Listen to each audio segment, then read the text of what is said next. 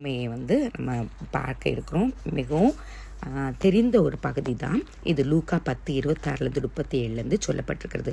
ஒரு சாஸ்திரி இயேசுவை சோதிக்கிறதற்காக நித்திய ஜீவனை சுதந்திரத்து கொள்ள நான் என்ன செய்ய வேண்டும் என்று சொல்லி கேட்குறாரு. அப்போ ஆண்டவர் சொல்கிறாரு, அந்த 2 தீர்க்க தரிசனத்தையும் அவருக்கு சொல்லி கொடுக்குறாரு. நீ நியாயப்பிரமாணத்தில் என்ன எழுதியிருக்கிறன்னு சொல்லும்போது அவன் சொல்கிறான், உன் தேவனாகிய கர்த்தரிடத்தில் உன் முழு இருதயத்தோடும் உன் முழு ஆத்மாவோடும் உன் முழு பலத்தோடும் உன் முழு சிந்தையோடும் அன்பு கூர்ந்து உன்னிடத்தில் அன்பு கூறுவது போல பிறனிடத்தில் அன்பு கூறுவா என்று எழுதியிருக்கிறதுன்னு.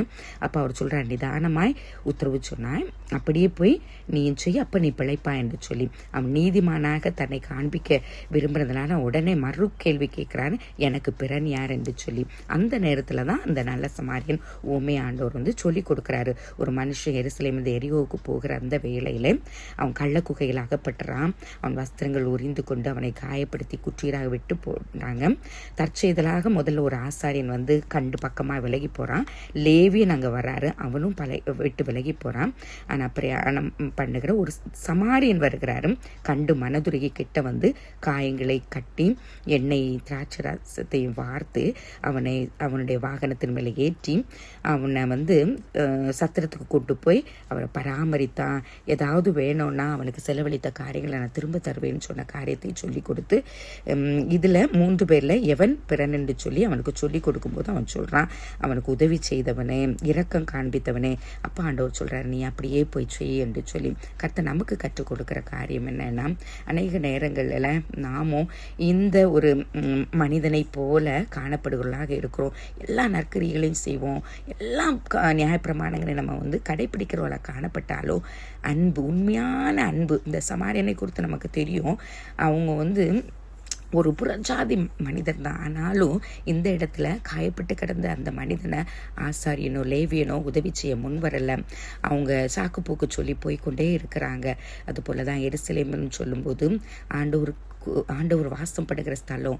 அவங்க அந்த எரிகோக்கு செல்லும் பாதை அது ஒரு ஆபத்தான ஒரு பகுதி தான். தேவனுடைய சமூகத்திலிருந்து விலகிறது, பாவத்தில் விழுகிறது, ஆவிக்குரிய விதத்தில் காயமடைந்திருக்கிற மக்களை கள்ளர்கள் ஆகிய அந்த சாத்தான், பாவம், உலக ஆசைகள், ஆவிக்குரிய காரியங்கள் அவங்கள பற்றி பிடிக்கிற அந்த காரியங்களை பார்க்குறோம். அதனால் நிர்வாணமாக்கப்பட்டவர்களாக, காயப்படுத்தப்பட்டவர்களாக, குற்றீராகப்பட்ட கிடக்கிற அந்த பிள்ளைகளுக்கு சமாதானத்தை அந்த பாவத்தின் நிமித்தமாக இழந்து நிற்கிறாங்க. ஆத்துமா காயப்பட்டு நம்ம பார்க்கிறோம். ஆனாலும் அந்த ஆசாரியனால உதவி செய்ய முடியல. அவருக்கு வேத அறிவிருந்து ஆலய ஊழியம் இருக்கு, வெளிப்புற பரிசுத்தம் இருக்கு. ஆனா அவங்களால இந்த நபருக்கு குற்றீராக கிடக்கப்பட்டிருக்கிற இந்த மனிதனுக்கு அவர் உதவி செய்ய முடியாதபடிக்கு அந்த சடங்காசரங்களுக்காக அவர் போகிறார். இரக்கத்தை காண்பிக்க விட்டு விடுகிறவராக காணப்படுறார். அதே போல அந்த லேவியனை நம்ம பார்க்கிறோம். அவர் சேவை செய்கிறவர் தான். ஆனா அன்புல அவர் சேவை செய்ய முடியாதபடிக்கு அந்த அன்பிழந்த காரியத்தை நம்ம பார்க்குறோம். அவர் பார்க்குறார், ஆனால் உதவில்லை. துன்பத்தை பார்க்குறோம், அதை பற்றி பேசுகிறாங்க, பிரசங்கிக்கிறாங்க, அதை குறித்து பல விதத்தில் அதிகமாக பேசி கொண்டிருக்கிறவங்க செயல்பட மாட்டேங்கிறாங்க. உண்மையான விசுவாசம் தான் இரக்கத்தை உண்டாக்குறதா இருக்கிறார். ஆனால் இந்த நல்ல சமாரியனை போல கிறிஸ்து இயேசு இப்படி குற்றீராக, ஆத்துமாவில் பலவீனப்பட்டவர்களாக, சரீரத்தில் பலவீனப்பட்டவர்களாக, பல விதத்தில் இந்த உலகத்தின் காரியங்களால் அல்லலுட்டு பெற்று கொண்டிருக்கிற மக்களை அவர் என்ன பண்ணுறாருன்னா, அவர் பார்த்துட்டு அப்படி போகிற தேவனாக இல்லை, வருகிறார். அவர் எந்த ஜாதி மக்கள் இவங்க இப்படிப்பட்டவங்க அப்படிப்பட்டவங்கன்னு சொல்லி அவங்கள பார்த்து புறம்பே தள்ளுகிற தேவன் அல்ல. அவர் கிட்ட அருகில அவங்கள அவங்க கட்டி அணைக்கிறத நம்ம பார்க்குறோம். காயப்பட்ட மனிதனத்தை, உடைந்த இருதயத்தை தொடுகிற தேவன் தான். ஆகவே நம்முடைய பாரங்களை ஆண்டவருடைய சமூகத்தில் சொல்லுவோம். நம்முடைய உள்காயங்களை அறிந்திருக்கிறார், சரீரத்தின் காயங்களை, வேதனைகளை, துக்கங்களை கர்த்தர் அறிந்திருக்கிறார். அவர் நம்முடைய தகப்பன்.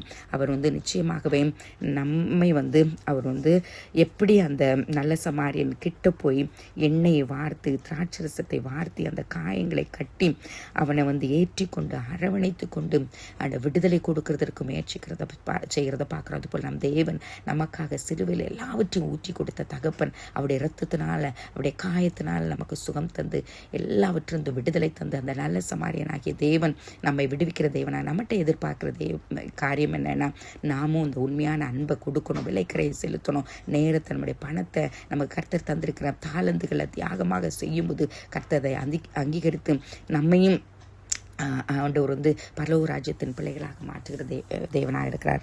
ஆக அந்த தகப்பனுடைய பிள்ளைகளாகிய நாம் நல்ல சமாரிய பணிகளை நம்ம செய்வதற்கு, நற்கிரிகளை செய்கிறதுனால ஆண்டவரை மகிமைப்படுத்துவதற்கு நம்ம விட்டு கொடுப்போம். அதனால் வருகிற தேவ ஆசீர்வாதங்களை நாமும் நம்முடைய சந்ததிகளும் பெற்றுக்கொள்ள கர்த்தர் கிருபை செய்வாராக. ஆமேன், ஆமேன். காயம் கட்டினாரே, தோள் மேல் சுமந்தாரே, நல்ல சமாரி என்னேசு என்னை தேடி வந்தாரே.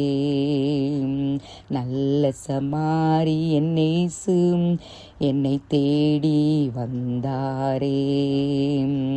சபையில் சேர்த்தாரே, வசனத்தால் காப்பாரே. சபையில் சேர்த்தாரே, வசனத்தால் காப்பாரே. நல்ல சமாரி என்னேசு என்னை தேடி வந்தாரே. ஆம் தகப்பனே, நல்ல சமாரியனாக இயேசு காயப்பட்டு கிடந்த, குற்றுயிராக கிடந்த, ஒதுக்கப்பட்டு கொண்டிருந்த எங்களை, பாவ சேற்றில் உழந்து கொண்டிருந்த எங்களை சுவாமி தூக்கி எடுத்தீங்களே, உமக்கு நன்றி, நன்றி அப்பா. ஆண்டவரே, அள்ளி அணைத்தீங்களே அப்பா, காயம் கட்டுனீங்களேப்பா, உம்முடைய இரத்தத்தினால் எங்களை சுத்திகரித்து பரிசுத்தப்படுத்தியப்பா, மறுபடியும் ஒரு புது வாழ்வை தந்து எங்களை ஒவ்வொரு நாளும் சுவாமி தோளின் மேல் தூக்கி சுமந்து ராஜா, உம்முடைய வார்த்தைகளை சுமந்து செல்ல, உடைய வார்த்தைகளை மற்றவர்களுக்கு அறிவிக்க, நற்கிரிகளை செய்வதற்கு ராஜா எங்களையும் திடப்படுத்தி ஒவ்வொரு நாளும் ஆயத்தப்படுத்தி எங்களூடாக நீங்க காரியங்களை செய்து வருகிறீங்க. உமக்கு ஸ்தோத்திரம். தொடர்ந்து ராஜா இன்னும் குற்றுயிராக கிடக்கிறவங்கள நாங்க கண்டும் காணாமல் போகாதபடிக்கு சுவாமி ஆண்டவரே, ஆண்டவரே எங்களை சுவாமி வேத ஞானத்தை மாத்திரம் சுவாமி போதிக்கிறவர்களாக இராதபடிக்கு ராஜா அவர்களுக்காக சுவாமி கிட்ட போய் செய்ய வேண்டிய காரியங்களை செய்யப்பா. அவர்களை எங்களை நேசிக்கிறது போல நேசிக்க கிருபை தந்துருங்க. தாழ்த்தி விட கரத்தில் ஒப்பு கொடுக்குறோம் அப்பா. இந்த நாளை எங்களுக்கு சமாதானத்தின் நாளாக, சந்தோஷத்தின் நாளாக, வெற்றி நாளாக, அவனுடைய சமூகத்தில் இருந்து சுவாமி கடிகூற நாளாக மாற்றி தருகிற கிருபைகளுக்காக நன்றி ஒப்பு கொடுக்கிறோம். குற்றங்குறலாவற்று மன்னிங்க. பரிசுத்த தேவருடைய நாம மாத்திரம் மகிமைப்படட்டும். இயேசு கிறிஸ்துவை கேட்கிற நல்ல பிதாவே, ஆமென்.